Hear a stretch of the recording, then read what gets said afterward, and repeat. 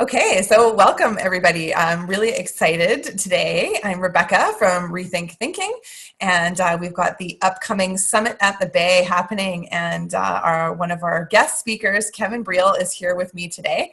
Kevin Breel is a 23-year-old writer, comedian, and an activist for mental health. His TED Talk, entitled Confessions of a Depressed Comic, became one of the most viral videos of all time, with more than 1 million views in a matter of weeks. So now with over 4 million views, it stands as one of the most watched TED Talks ever, alongside the likes of Steve Jobs, Bill Gates, and Sir Ken Robinson. We all know in our audience who Sir Ken Robinson is. He followed that up with a book, Boy Meets Depression, which is published by Random House. And that has been met with rave reviews from NPR and Forbes. And he speaks openly and honestly about suffering from depression, giving a real face to the suffering of mental health. So we're really excited to have Kevin at this audience. I actually saw Kevin speak in Victoria at UVic, and I took my daughter, who's my litmus test for absolutely everything teenage, and she was really, really impressed. And I couldn't wait to bring Kevin to the Summit audience, because I was in a more university geared audience, and I thought, what an important conversation to be having with an even younger audience. So we're super excited to have you at the Summit, Kevin, and thanks so much for being a part of this with us. Yeah, no, thank you so much for having me. Thanks for that great introduction too. That was You're welcome. You're welcome. Yeah, we're really excited. So I know we have you for a limited time. Kevin is a very busy guy, traveling all over the place speaking. So I really wanted to talk today a little bit about what inspired you to tell your very personal story about your own mental health, and also what inspired you to tell it in the way that you tell it. Yeah, thanks. Good question. I think for myself, there was kind of like two completely different motivators, if you will, or two different whys. One of them was completely selfish, if you will, which was just I kind of wanted to own my own story, if that makes sense. Like just being comfortable with it. I think, just to backtrack, like I'd struggled a lot with mental health issues, specifically depression, and at one point being suicidal as a teenager. And there was a lot of shame and sort of like this heavy guilt and stuff that went into that. I think that has a lot to do with our culture and our society. And I felt that, and I really carried that with me. And so I wanted just to be able to own it for myself as a human being, and not feel that sense of shame, because I don't think there is really anything to be ashamed of. And it's really in the hiding and the fear and all that kind of stuff that a lot of the pain actually comes from. And so I had really struggled with that. It had been a big secret in my life. It was something I hadn't shared with anyone really. And so I wanted to share that. That was kind of the selfish why, if you will. And then the unselfish thing was that I realized what a issue mental health, specifically related to suicide for young people, is. And certainly in my home country of Canada, that's the number one leading cause of death for young people. And so that's a really heavy thing, and a really heavy topic, and a really heavy area to kind of go into. But I just sort of thought, the one thing that's missing from these conversations is everyone's always talking about, statistics and, all this stuff that's like really high. It's very, it's not personal. It's not heart-based. It's really in your head. And so I thought it would be really interesting if we were all kind of able, not just me, but human beings in general, were able to just share from a heart-based place about what it meant. And so I just wanted to share a personal story and like tap in a little bit to the emotion of those feelings, versus this very head-based thing of here's the stats, here's the numbers, here's what the government says, here's what, and I wanted to kind of have a perspective that actually came from an individual and an experience as a person. And so that was kind of the original thing that brought me to sharing the story. And I think that that's still what has been able to connect with people, is just, it's very interesting, but it's such a personal topic, and yet people very rarely connect about it and share together. And so that was kind of the motivator and the why. That's awesome. Yeah. And it really does. I mean, that's what makes it okay for others to go, okay, here's this guy talking openly about his experience. It's okay for me to go and share too. And it's okay for me to ask for help. So I think that's really, really important that more and more people like you share their personal stories, because there isn't one of us that isn't touched by mental health challenges in your lifetime, right? So it's incredibly important that young people in particular understand that, because it is quite isolating. And I'd love to I'd love to know why you think it's important to use humor to talk about difficult subjects, because it's, that's Yeah. certainly your shtick, right? And Yeah. I myself am someone who appreciates humor greatly, and especially in difficult situations. So yeah, tell me a little bit Yeah. about that. Why you chose to, how you went down that path. Yeah, well, I appreciate that, and I'm glad you've seen me live, so you kind of know there's a little bit of a duality there, right, between Yeah. the humor and something that's pretty heavy, and it's super interesting because a lot of times people are like, oh, those two things don't go together at all, right? Like laughing and talking about something that's so personal and so intense, right? And it's Yeah. actually ironic because the opposite is true. It goes I together agree. perfectly Yeah. because if you actually think about it, there's so much tension and heaviness in when we share our really personal stories. Yeah. And when you laugh, that not only breaks tension, right? That feeling of and this sort of spontaneous moment when you laugh, but it actually brings you right back into the moment. And when you're laughing, you can't think about your problems and everything that's going on. That's why we instinctively as human beings love to laugh. It's a really quick way to get present. And so what's interesting is when you start to talk about something that's pretty heavy, it really can weigh on everyone, the audience, yourself, everyone, because it's a heavy energy. And we just all naturally as people kind of know that and connect with that. And then the humor thing just kind of breaks open the space again, and everyone can laugh and kind of come back into the moment authentically without being bogged down by this really heavy stuff that's also being talked about. And so I actually find it to be a very natural kind of thing to go together, just because there is such an intensity around the topic. And the reason I say that is because people, like you just mentioned, everyone has this story around mental health. I think that's so true. I think a lot of times there's these, to talk about stats, there's these stats that are like 1 in 5 people struggle with mental health. And it's such a kind of misleading thing because it's really, 5 out of All 5 of us. people, because everyone will be touched by it, right? Like in one way or another, whether it's you specifically, whether it's someone you care about or love. So it'll touch all of us. So that's why it's really heavy, is because people can relate on such a deep level and on such a personal level, and it takes them to such a place within themselves that might be a really sensitive place or a place that they haven't really explored before. And now they're going there, and there's a lot that comes with that. And so just to be able to laugh and bring a little bit of lightness, into what's happening, is really a great thing. So for myself, my original kind of like starting place on being on a stage was, an improv and theater and doing comedy as a teenage kid. And so that was where I was most comfortable. So I just always felt uncomfortable being on stage and not trying to make people laugh. It was always kind of in my personality, and it was always in my heart to make people laugh. And so that was like the original place of being a very, very young kid, and starting from that place and performing was in theater and in improv and all that kind of stuff. And so for myself, it's always been really natural, but I think it kind of paints a bigger picture, bigger than myself, which is just, why can't we explore these things that are hard and heavy and still have fun? You know what I mean? As weird as Yeah. that sounds to say and put in the same sentence, it's like, why can't we have these really meaningful conversations and also laugh and kind of go like, that's life. Like there's such an intense duality, right? Like sometimes you're in these really heavy moments, and then sometimes you're just laughing and having fun. And so to me, I've always thought that that's a really natural thing.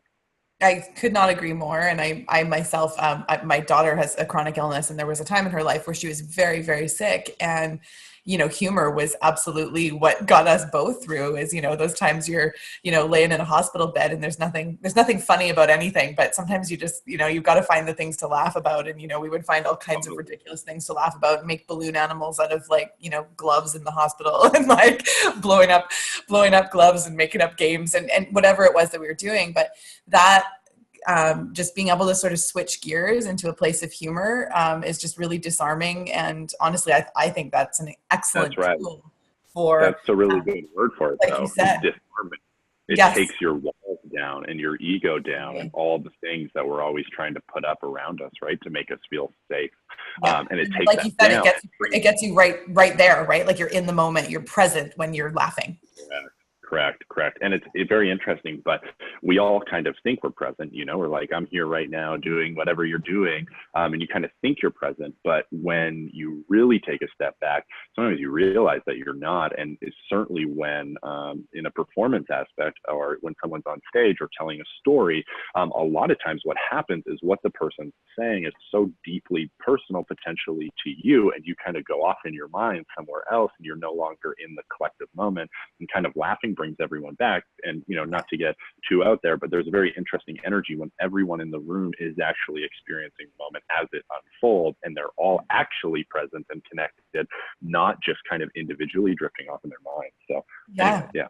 Which I imagine actually is an interesting, because, you know, conversation around mental health can, you know, trigger a lot of things for a lot of people, you know, who've had their own personal experiences. And I would think that there's probably less instance of people sort of staying in a triggered state when they're listening to your presentation, because I noticed that for myself. There was a couple of spots where I got sort of teary-eyed, you know, relating it to my own personal experiences and, you know, that of my parents and family, and the humor took me right out of it. Right. Yeah. It was like, okay, yeah, I can go to that sort of deep, sad place, but then it's like I can jump back out and be really present where I am right now. And this is fun and a healthy conversation, and it can kind of pull you out of that again. So I find that disarming piece is so important about the work that you do. So I really value that. Oh, thank you. Thank you so much. Yeah, it makes a difficult conversation a lot easier to have for a lot more people. So I'm curious if you, you know, on that note, if you have any stories that, you know, that youth have shared with you, that, you know, have impacted them, and really, you know, relating to the topic of mental health. You know, I'm sure you get a lot of personal experience from a lot of young people, and I'm curious, what's impacted you the most that you've sort of heard as feedback? Yeah, it's a great question. You know, to be honest, there's a lot of individual things that in my experience I've heard and got the chance to like learn a little bit about other people, which has probably been the most amazing part about, you know, traveling and doing this and meeting lots of people. But what I would say, to be honest, is just the thing that I've got the most from it is how deeply similar we all are, and how deeply similar everyone's story really is when you get down to the things that really move us, or that really cause a reaction in us. And what I mean by that is just that all of us are going to go through experiences and things, in my opinion, at least, all of us are going to go through experiences and things that are inherently just difficult and challenging. And in those moments, you kind of get a series of choices, if you will. But one of them is, are you going to let other people into that, or are you going to push other people away? And, you know, when we hear that or think about that, we might go, I don't push people away. You know, I would let someone in. But when you really are transparent and you're really honest, you might realize like, hey, like I put up a lot of walls, or like, hey, I really push people out, or hey, I'm not very honest, and so people don't actually know what I'm going through, etc. And so what I've kind of learned is from especially young people is that so many of them are under this illusion, the same one that I was under, that you're like supposed to do it alone, or that's maybe more noble or something, is to kind of get through it on your own, or to understand everything on your own, or figure it out on your own. And what's really fascinating about that is it puts people into a place of fear, and a lot of times it puts people into a place of shame, because they don't have the answer. And now they internalize that as this personal failure of, hey, I don't know which direction to go. And really what's so fascinating is that all of us in different areas of our life need feedback and connection and community and support. And those kind of all sound like, you know, nice words to say, but what does that really mean? It means we have to let other people into what we're doing. And this is true if you're working on a really big, huge goal. This is true if you're really struggling with something in your emotional, spiritual, personal life, whatever.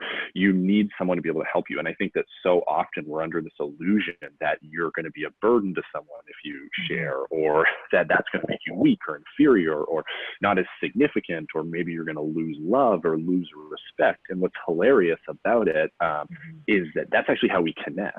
People are actually aching for that on both sides. People want to help you when they've been through a similar thing, and they also want to know you on a personal, deep level. And that's actually how we connect as people, is in our our struggles, if you will. And that can be a small struggle or a big struggle, right? But that's how we actually connect and get closer. If you think about your best friendships, your best relationships, the people you're closest with, it probably hasn't all just been amazing times, right? There's probably been moments where it was difficult or challenges, or maybe there was conflict, right? And it's in the resolution of those challenges and those conflicts that we really deeply connect, in my opinion. And so what I found is so interesting is I hear all the time from people say, I don't want to talk about this with someone. I don't want to ask for help. I don't want to turn to this person.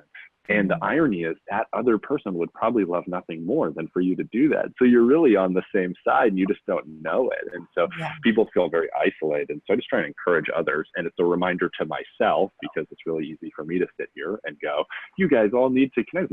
I need to too. You need to too. Right? Everyone does. So I just think that that's something I've really, really learned from listening to people's stories, is that one of the common themes is they try and get through it alone, and it doesn't work. That's the very short end of that story, right? It just doesn't work. And eventually we all kind of come up against a wall or a why that's big enough that makes us change our course, right? So for me, as a young person, that was hitting this really intense moment of pain. And that was big enough, that pain was big enough to finally go, okay, the way that I'm doing it isn't working. And so we all kind of come up against those moments in our lives. And so what I try and encourage people to do is just don't wait so long. Like, that decision's going to happen. Like, you're going to need to invite someone into it. So just don't wait for this huge dramatic moment where you're really in pain or you're really struggling or life's getting really challenging to finally raise your hand and go, hey, I could use some help. Just ask for that help right away. And then on the other side of that, what's really hilarious is that, I've been very fortunate to get to meet a lot of people who have made a big impact and some really successful people. And the thing that I find that they all share in common the most is that none of them try and do it alone in any aspect of business, of life, of relationships. The most successful people I know, the people who are making the biggest impact, actually are the first people to raise their hand and go, hey, I have no clue about this. Can you help me? And that's why they're successful. And so it's a very ironic thing. So yeah. No, it's awesome though. And it's such a good point. I'm so glad you made that, because I think that is really sort of one of the basis behind Summit. A lot of people might say, and maybe have said, I don't understand why you're bringing a mental health speaker to the Summit, because the Summit's, it's all about creativity and learning and innovation and exploring what matters to you and all those kinds of things. And certainly from our perspective, mental health was a topic that came up repeatedly in all of the projects that came out of the Summit, the inaugural Summit.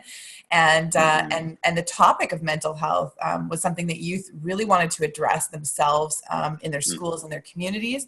But even more importantly, it was a conversation they all wanted to have. And so having this conversation with you at the Summit, I think, is a really important element, because if we're all going to go out into the world and do work that matters and change the world and make the world a better place, then we need to work together, and we need to take care of ourselves and health. And that's really why this is such an important topic for Summit. Is I think it's an important topic for everybody. How do we ask for help when we need it, whether it's with a project or a business idea, or I'm really struggling and I don't know what to do and I just need some help.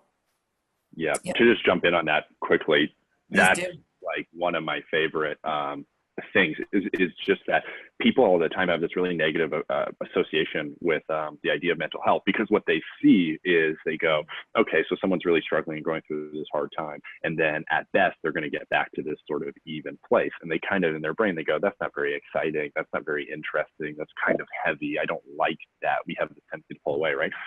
What's so fascinating is that the exact opposite is true. When someone can get clarity over their mental health and what they're struggling with, whatever that looks like, they get back all that power and they get back all that momentum and they get back this really radical sense of clarity. And what ends up happening is that now, whatever dream is in their heart or their head to pursue, or whatever work they want to pursue, they have that ability to actually take that energy from before and transfer it into something really amazing and really impactful.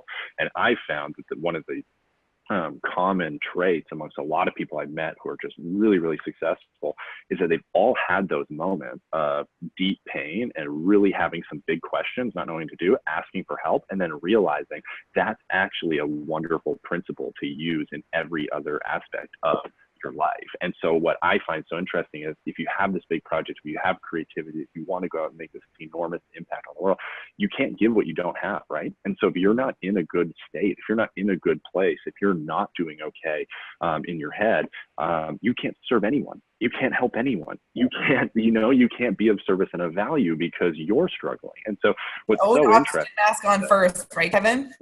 Say that again, sorry? I said, put your own oxygen mask on first. Yeah, exactly, right. And so what's so interesting is we have this way of looking at it that we kind of forget that, right? And so I think it's so important, and also just people who are doing big, important work or just trying to pursue a dream or a vision, there's a real vulnerability that comes with that, right? Because it's different, it's outside the box, you could be judged. And so when those inevitable failures happen, and they will happen, that's the good news, is they will happen, and you'll have your wins too. Yeah, is you're going to get both sides, right? But when you're in that more vulnerable place of like, oh, this is my heart, this is my passion, I've worked so hard at this, it's going to really hurt. Like, it will really, really hurt you badly in the moment. So you need to be able to deal with that so you can get back to doing what you want to be doing, so you can get to those wins. And you know what I mean? Like, it's so interesting how we try and separate those things and go like, oh, there's these people who are struggling with mental health, and then there's these really ambitious, successful people. It's like, we're all just one, man. We're all struggling with the same. And we're all in the roller coaster of life, right? The ups, the downs, the good, the bad, the ugly. Yeah. Correct.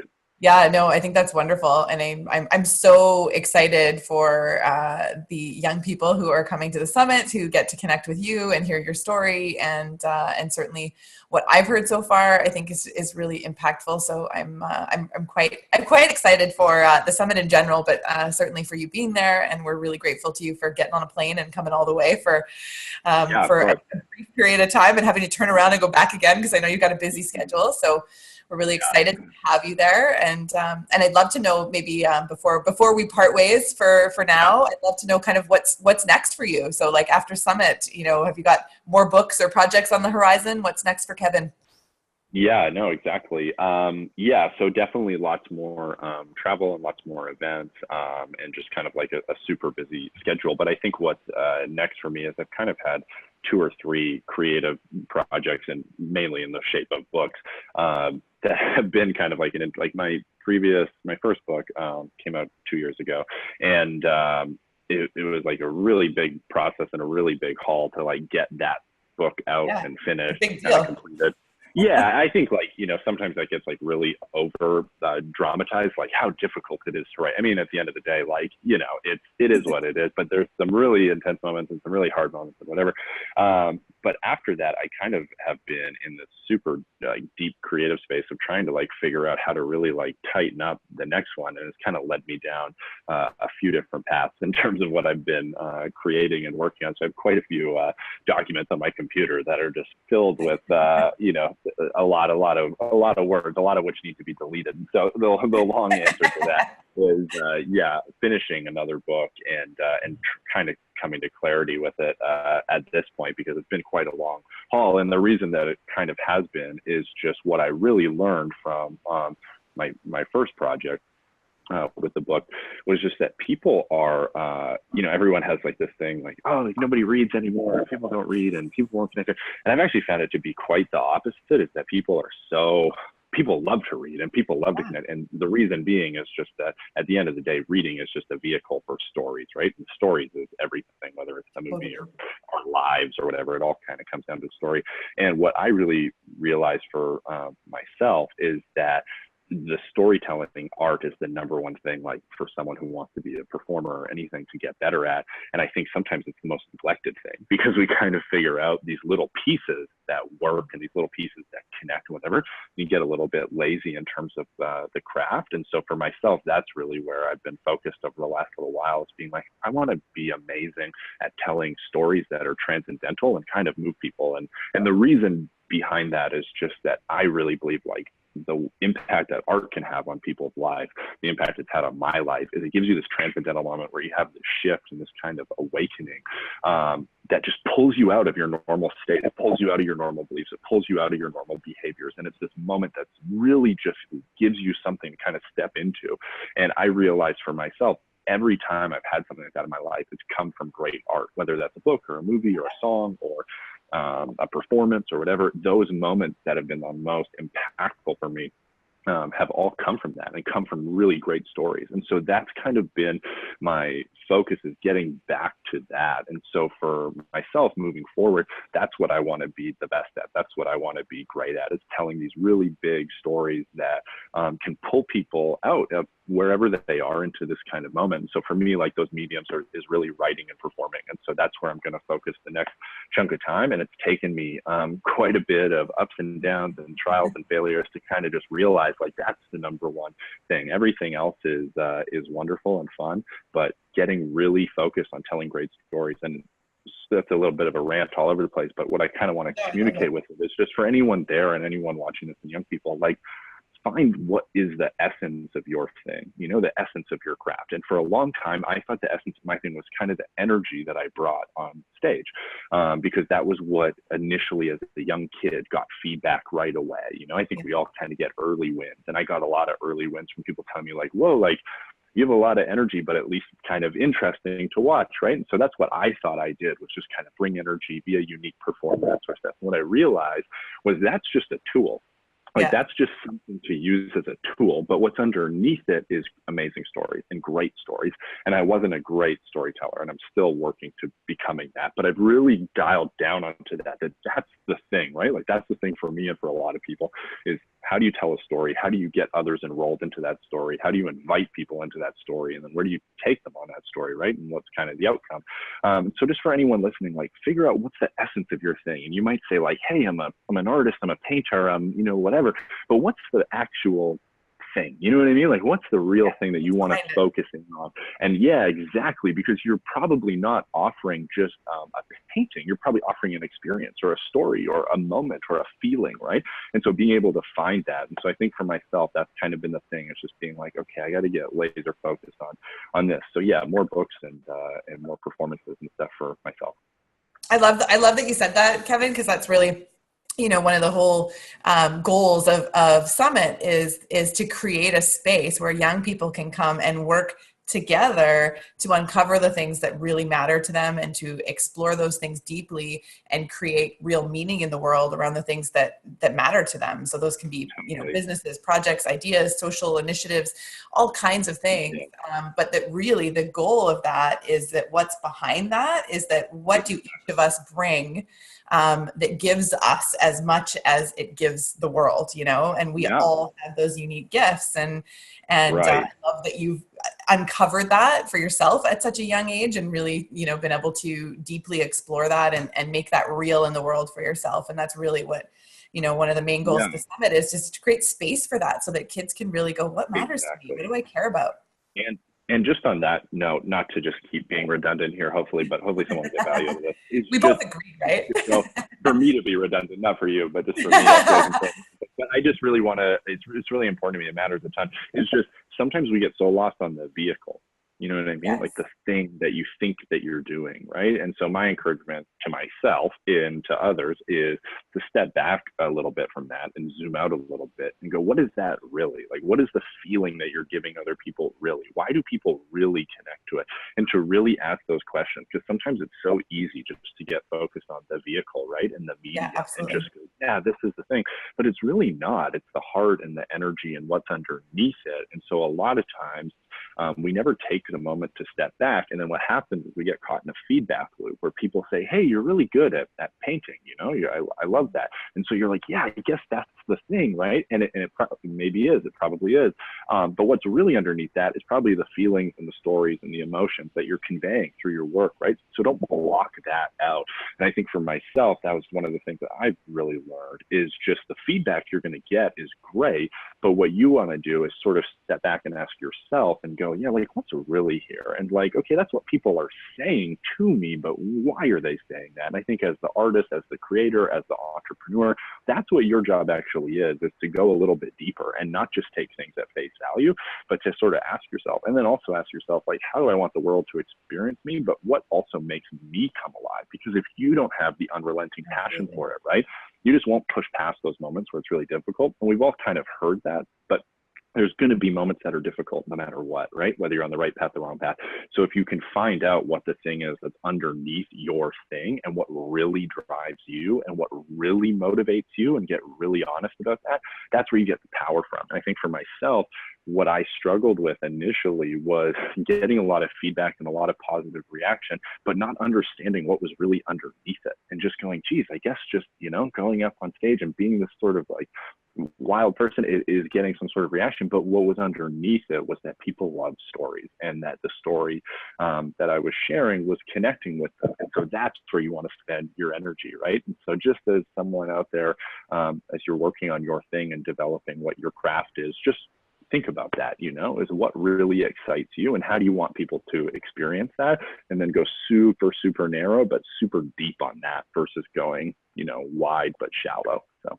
I love that. That's what we're all about, is like, go deep on your learning. You find something that fires you up, go deep, and as long and as deep as you want to go, just keep going. And I love that you said that, because that's something we believe very strongly in. And so I'm so grateful for the work that you do, Kevin, and for having you at the summit this year. And I think it's going to impact a lot of really awesome young people who are fired up to see you. So we're really, really happy that you're coming, and we can't wait to hear more from you at the summit this year.